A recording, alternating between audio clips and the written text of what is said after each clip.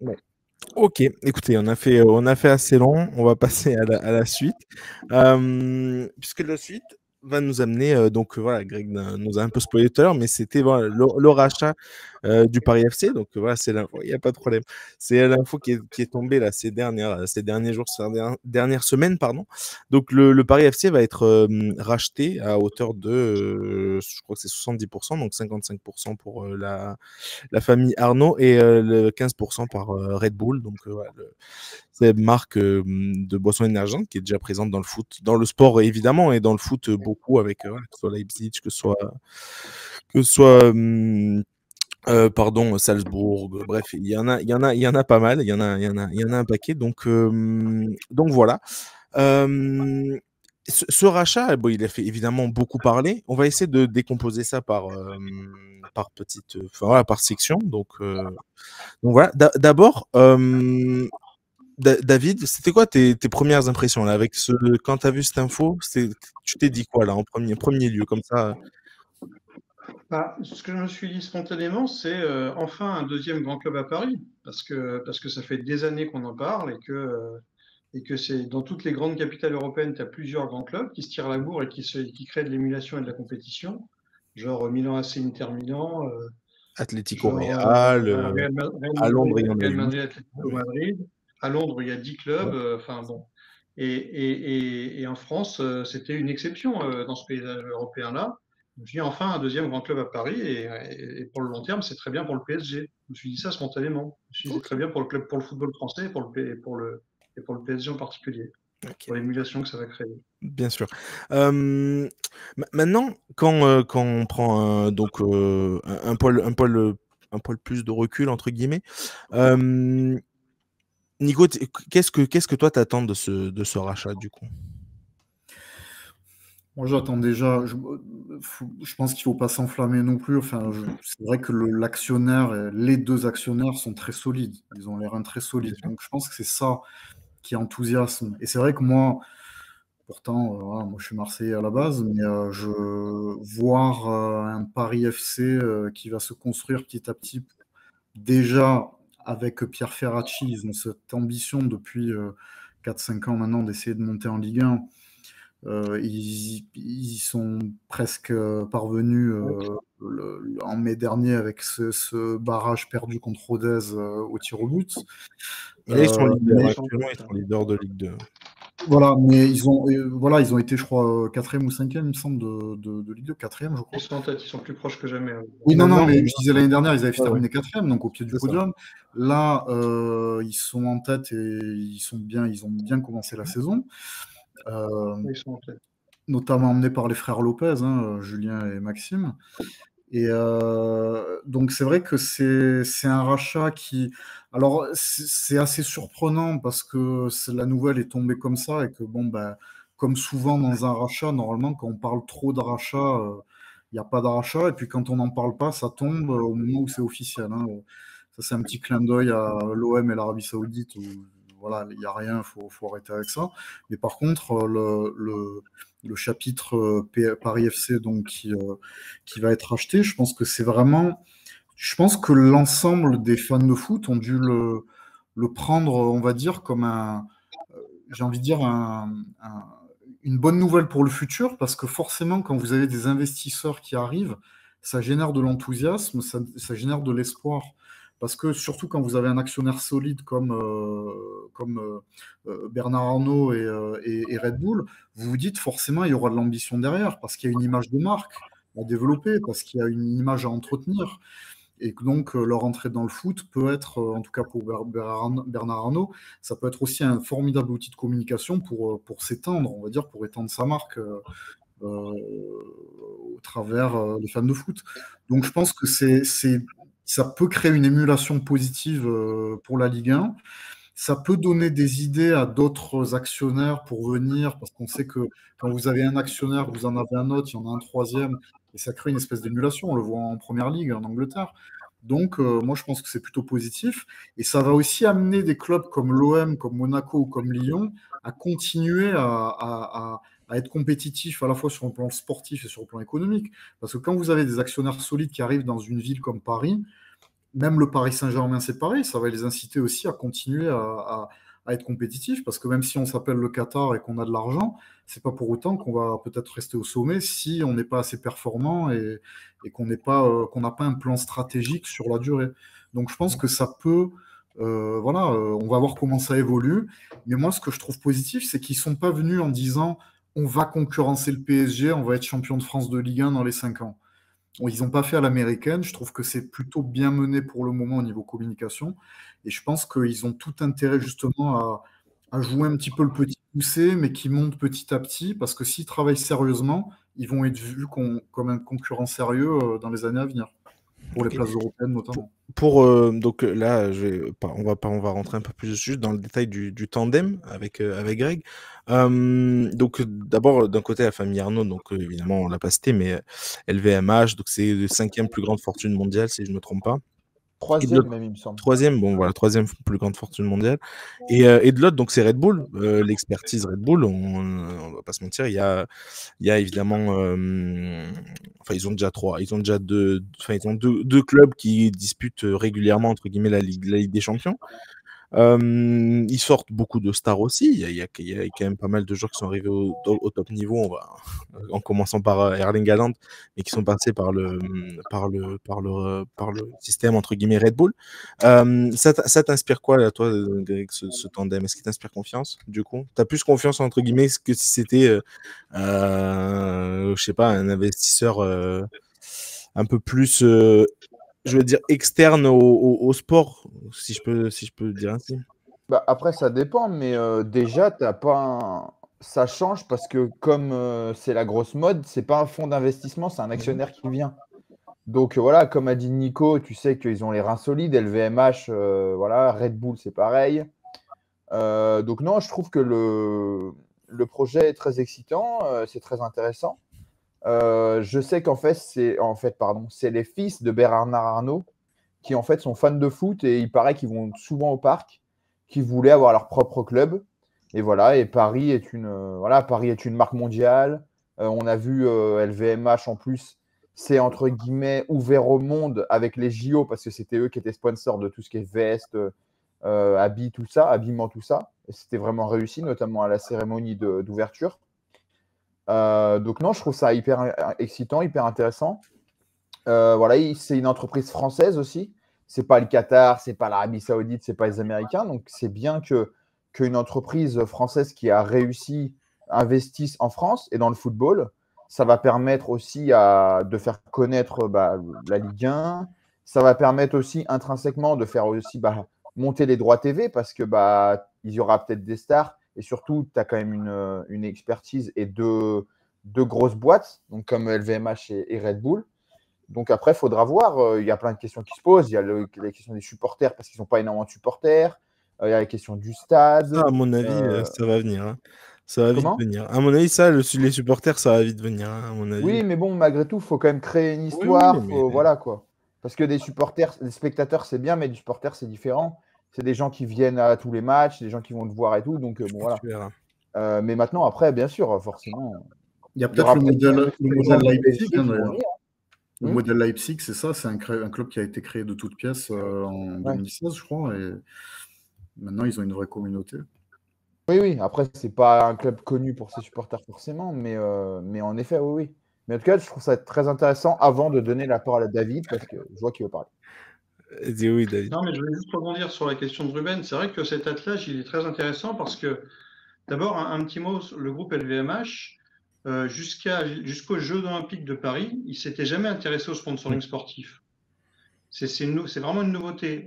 Et ce qui est intéressant, ce qu'il faut savoir, ce qui n'est pas très connu du grand public, c'est qu'en fait, le monde du luxe, pendant très longtemps, ne s'intéressait pas au sponsoring sportif parce que le foot en particulier, le sport en général, mais le foot en particulier, a une connotation très populaire, etc., qui ne collait pas à l'image des marques de luxe. C'était plus le côté, on sponsorise, enfin, il y a des stars, quoi, comme on se rappelle de la photo avec Lionel Messi, Cristiano Ronaldo. Alors, c'était plus justement, ça. La première incursion de LVMH dans le monde du sport, ça a été cette campagne de pub avec Lionel Messi et Cristiano Ronaldo. Il n'y avait jamais eu de précédent, c'était le début. C'était juste avant les JO de Paris. Là-dessus, ils deviennent sponsors officiels des JO de Paris. Et là, les Jeux de Paris sont terminés, ils viennent d'annoncer un sponsoring officiel avec la Formule 1. Donc vraiment, ils sont rentrés dans cette dynamique de je vais me servir du sport comme un média de communication. Donc c'est intéressant du coup ce rachat du PFC dans cette dynamique-là. Et deuxièmement, ils ont voulu s'inspirer aussi de l'erreur entre guillemets du groupe Pinot, enfin de François Pinault, qui lui a racheté le Stade Rennais et qui a un peu galéré à monter son club parce qu'il manquait un peu d'expertise dans le monde du football. Donc là, ils sont immédiatement associés à Red Bull, qui est un expert du football, avec un directeur du football qui vient d'être nommé, qui n'est autre que Jürgen Klopp. Le nouveau directeur du football de Red Bull, c'est Jürgen Klopp. Donc c'est Jürgen Klopp qui aura la main sur la stratégie football du Paris FC. Donc c'est quand même évidemment très, très, très rassurant, je pense, pour tous les futurs partenaires du club. Et voilà, je voulais juste souligner ça, c'est que effectivement, cet attelage-là, très, très particulier, est intéressant aussi d'un point de vue économique et momentum pour le groupe LVMH, pour l'incursion du monde du luxe dans l'investissement footballistique et le fait de s'être associé au groupe Red Bull pour des raisons tactiques que je trouve très, très intelligentes. Après, on va voir, ça peut échouer quand même, hein, bien sûr, mais c'est vrai que ça va aussi réveiller le Stade Rennais, qui va se dire bon, voilà, j'ai mon rival direct de grande fortune française dans l'univers du luxe qui achète un club. Il va y avoir une petite rivalité entre les deux pour savoir qui termine devant l'autre en Ligue 1 quand ils seront tous les deux en Ligue 1. Ça peut être que intéressant à suivre en tout cas.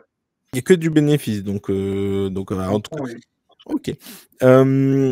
Par rapport à la question sportive, en tout cas pour l'instant, François Ferrati, donc vous en avez parlé, mais c'est le directeur sportif de ce Paris FC.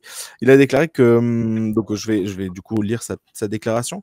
Nous avons construit depuis plus d'un an un groupe de grande qualité et je n'ai certainement pas l'intention de changer de cap. Nous n'aurons pas la folie des grandeurs qu'on nous attribue au risque de faire les choses, d'aller vers les choses incohérentes. Pareil sur ce côté-là, du coup, on s'attend à quoi? Parce que ça a été le budget a été annoncé donc de entre 100 et 200 millions d'euros pour les prochaines saisons. Du coup, si ça se faisait à fond, etc.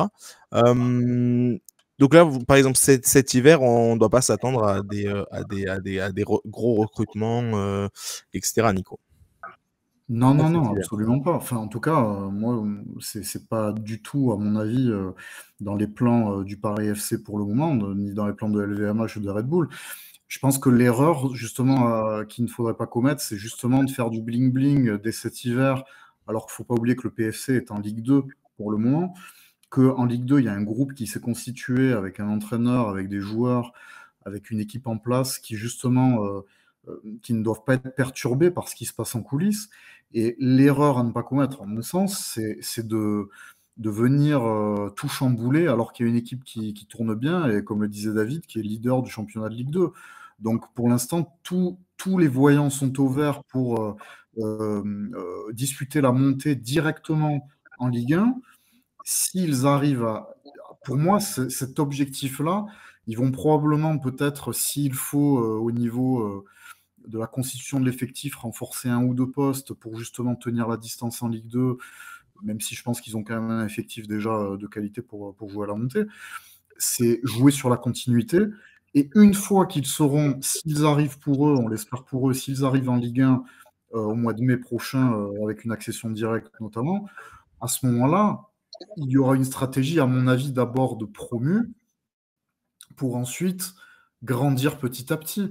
Je pense que l'erreur qu'il ne faudrait pas commettre, c'est justement qu'ils fassent du bling-bling et qu'ils arrivent en disant « Salut, on va concurrencer le PSG » alors qu'on n'est même pas en Ligue 1 là à l'automne. Donc, à mon avis, néanmoins, je pense qu'ils vont quand même bouger un peu dès cet hiver pour juste assurer la montée en Ligue 1, en fait. Oui, voilà, mais ce que je veux dire, c'est qu'il faudrait pas se dire, il faut surtout faire venir des joueurs qui ont le profil Ligue 2, à mon avis, ou en tout cas qui ont l'habitude de jouer le maintien en Ligue 1.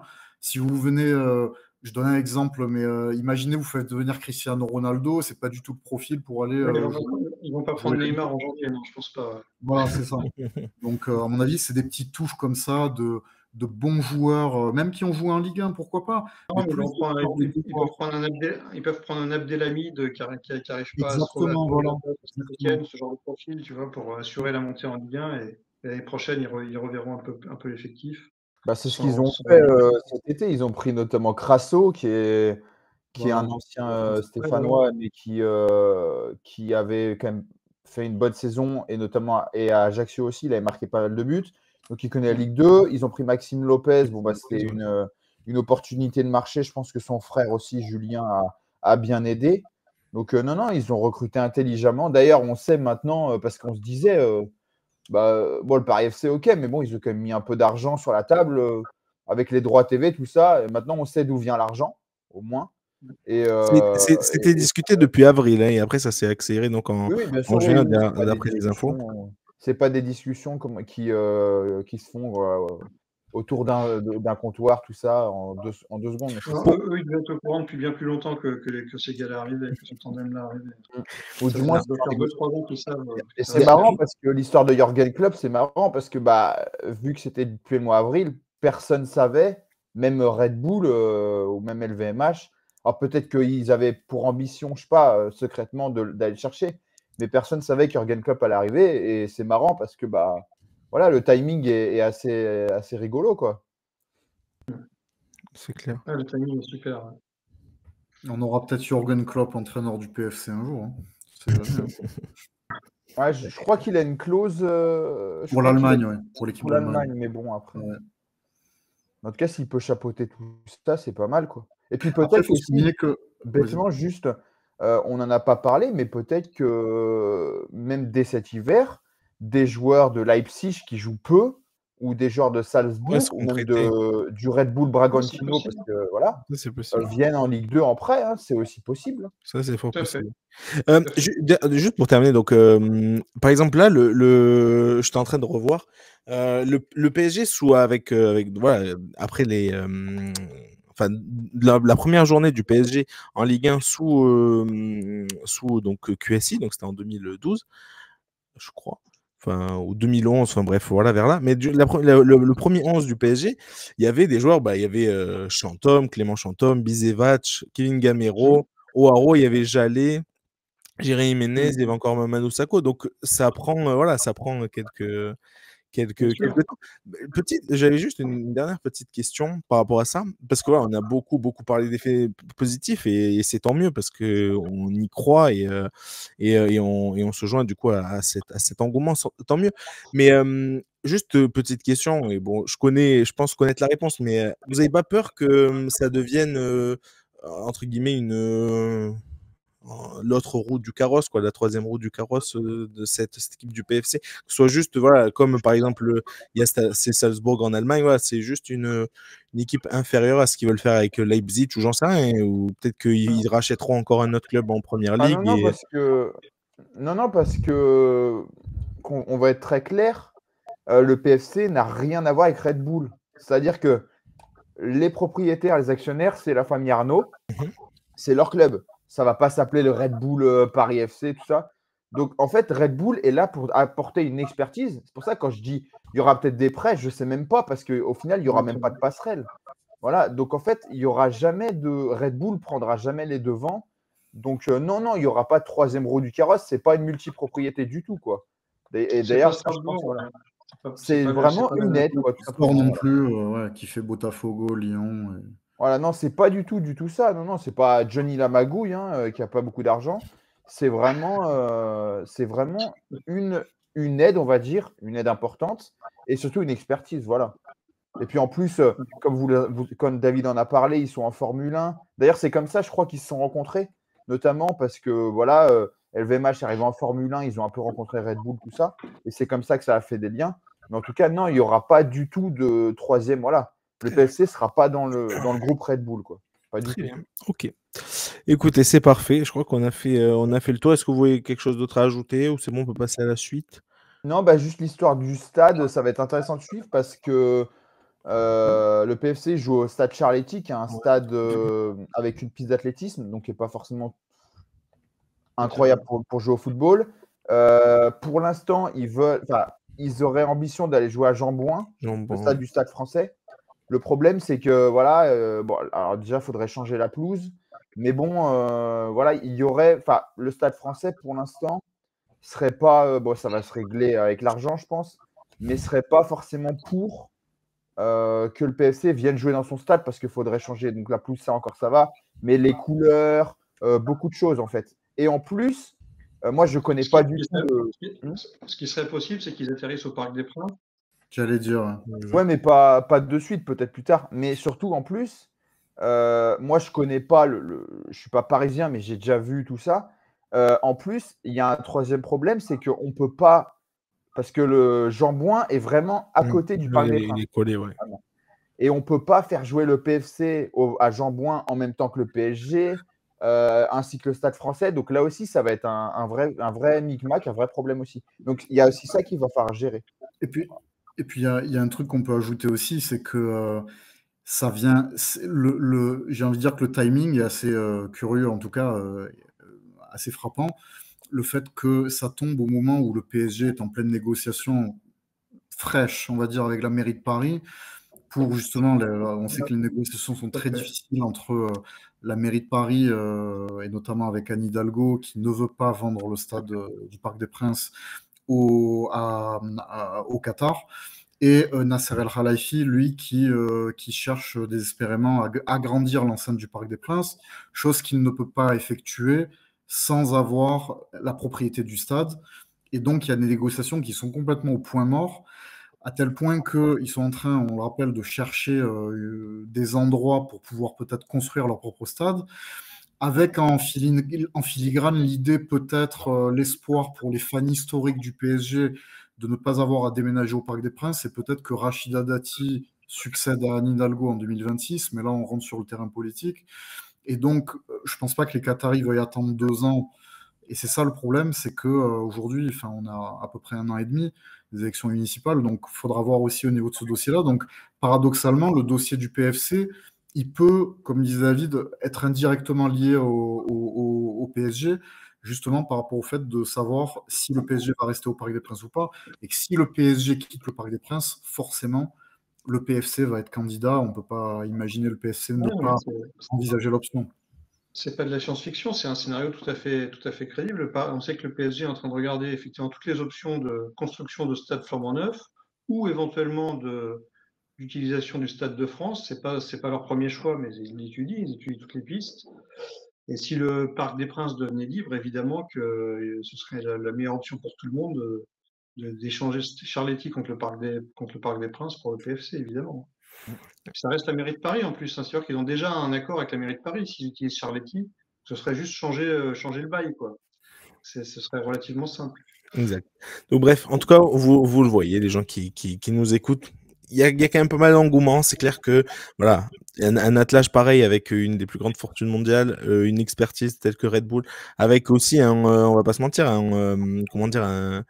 le fait d'avoir cette possibilité de prendre des jeunes de la région parisienne, qui est quand même le principal fournisseur de jeunes vraiment à talent ces dernières années, à gros talent ces dernières années, c'est forcément excitant. Donc bref, on va voir ce que ça donne. Et on va suivre forcément ce dossier avec beaucoup d'intérêt. Pour passer à la suite, alors attendez, juste que je